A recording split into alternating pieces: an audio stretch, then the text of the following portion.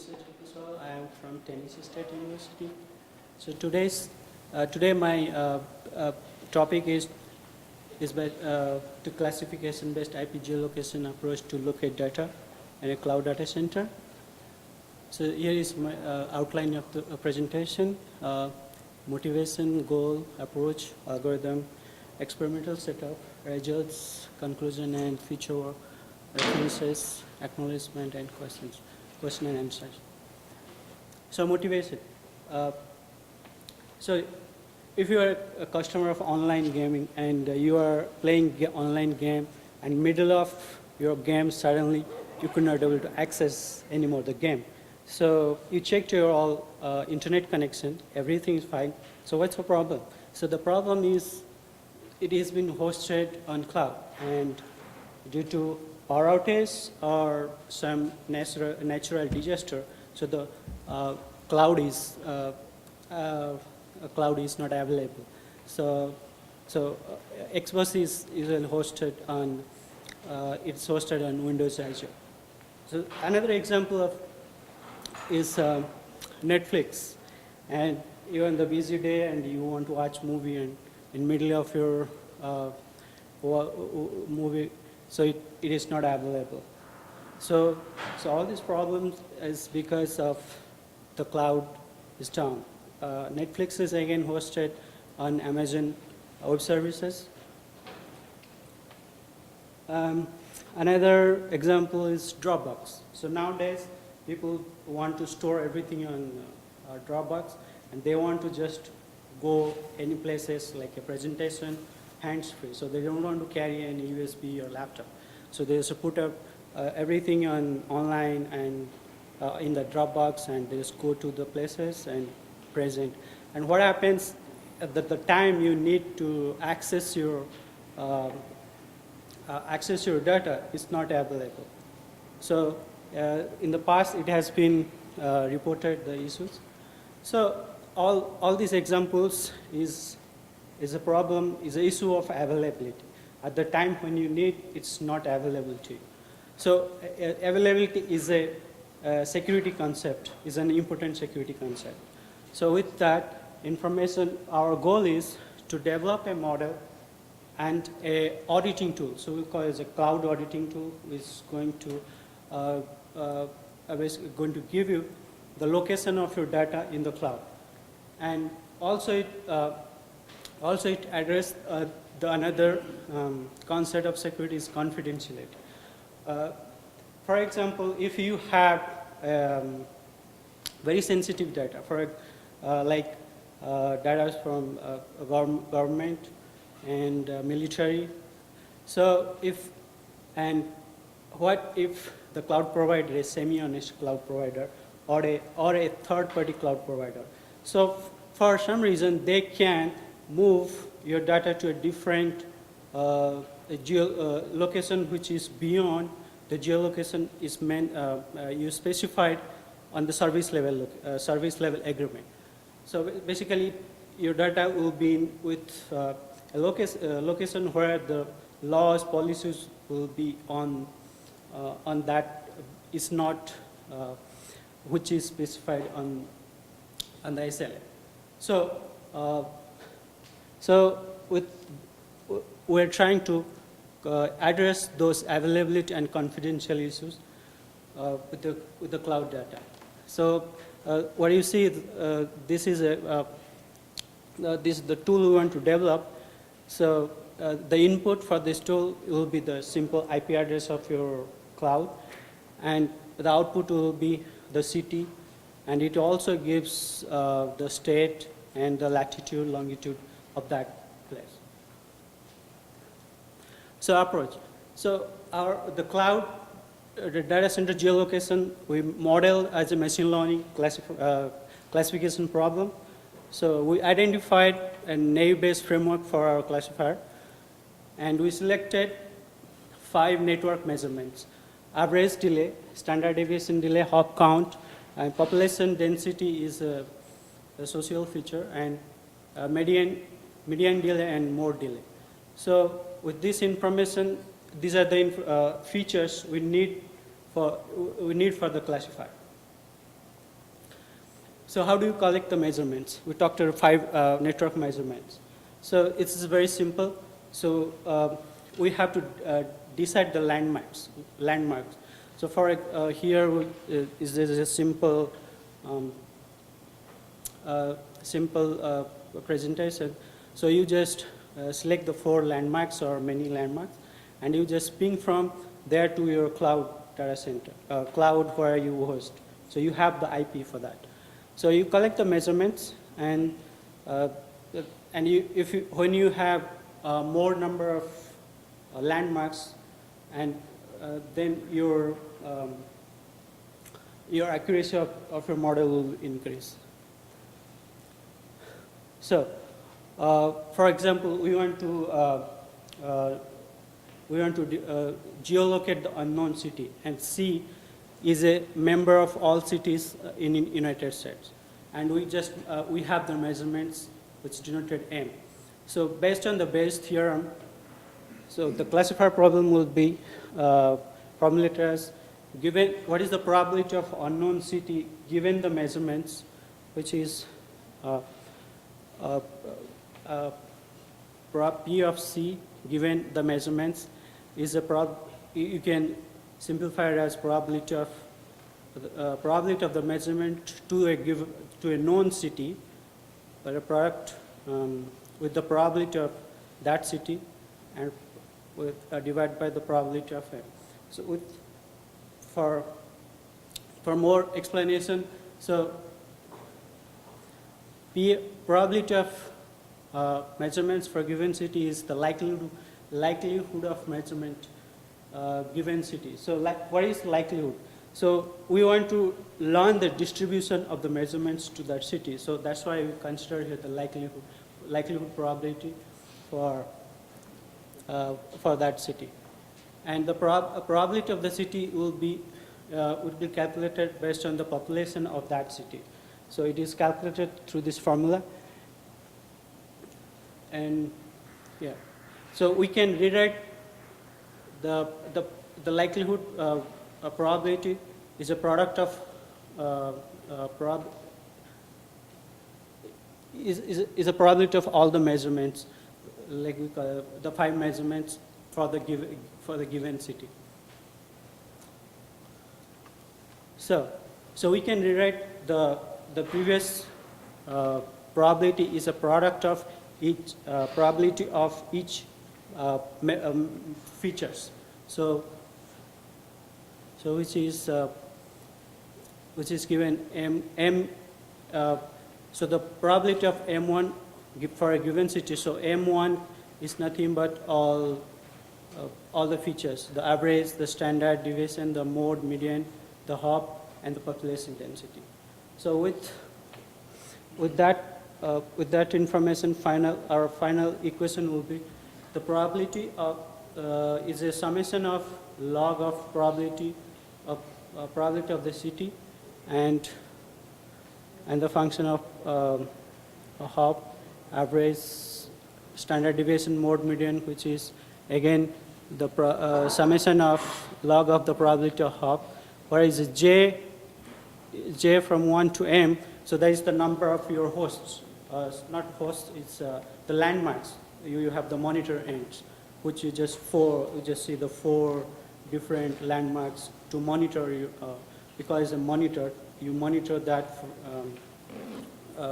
you monitor those, you collect the measurements from those monitors. So we need to, kernel density estimation, we need to use this because we see in previous slide, we need to calculate the probability of each of these features for a given city. So in this kernel density estimation, what do you see? This snapshot is a instantaneous delay window of 10 to 19 millisecond only. So the x-axis is a distance in miles. The y-axis is a probability. So if we know the distance from the landmark to the host, and then we can able to determine the probability. For example, if the distance from landmark to host is 200, so at that point, with the probability around 0.02%. So for each Planet Lab, each monitoring node will have different plots like this. So from that, we can generate the you can estimate the probability value. The algorithm. So as a machine learning concept, we have both the training phase and the testing phase. So in training phase, we just collect the measurements from each landmark to the IP address of the cloud. Then we use a database to estimate the prior probability, which is to estimate the probability of the city. And you use kernel density function to determine the probability of what is the probability of those measurements. In the testing phase, you will give to the tool the unknown the measurements, and you don't know the city information. So with the help of this equation, we are able to find the city, unknown city name. So experimental setup. So it's very important to find the monitoring location, so the landmarks. So we use Planet Lab for our experimental setup. So in the United States, we have found out there are 308 Planet Lab nodes, out of which there are only, when you remove the duplicates, there are 108, but not all of them are operative, and some of them don't respond. So we ended up only with 67 monitors. So this is the distribution of the Planet Lab nodes, which you can use as the landmark or the monitoring nodes. So, so the more constant in a region, if there are more number of Planet Lab nodes, then your accuracy is high because these are because the richness of the nodes are in that region is Planet Lab nodes is high. So for collecting your training data, so we need to so we conducted a trace route, a full trace route between all Planet Lab nodes, and we identified 141,937 core routers. So we need the IPs for the measurements to collect the measurements. So we use MaxMind database to know the routers are in which city and which county location. And we perform an LAS, IP LAS resolution to reduce the duplicates. So at the end, we able to collect 23,843 core routers, and from these core router IPs, we send the ping probes from all these Planet Lab monitors to all the IPs, and we collect the average delay and standard deviation delay and mode, median, and the number of router hops. So results to test our classifier, we first check with the IP addresses, not the cloud-wide IP addresses. So we used 1170 IP addresses to test our model. So we used a cross-validation of 5-fold, and so for this IP, which the true location is New York, but our estimated is our classifier predicted is New York, but the county is different with a error distance of 4 miles. Similarly, with This one is 155 miles. So the error distance is calculated. We have used Haverson distance formula, which is based on your latitude and longitude information, and we get that. Then we tested with clouds, the public level available clouds. So for Amazon Web Services, so we here is a this one for Amazon Web Services. So we compare just when you are using just one feature and when you're using three features, all the features. So the green line is just using one feature to predict the unknown location, but the error distance is not so much accurate. So you used all here is 3 because mode median does not contribute much. Doesn't contribute much into the accuracy. So we tested 3,000 IPs from AWS cloud and 4,300 IPs for Azure. So as you see, when you use more features, we see that it is more accurate and the error distance is less. So here the x-axis is the error distance and the y-axis is the cumulative probability. So that means it is more accurately classified correctly 75% of the IP tested. So on an average, so with only one feature, we are able on an average 167 miles of the error distance. That means within a radius of 167, so your data center is there. But it is still, it's not too much accurate still. But when you use more features, so it is again the error distance is came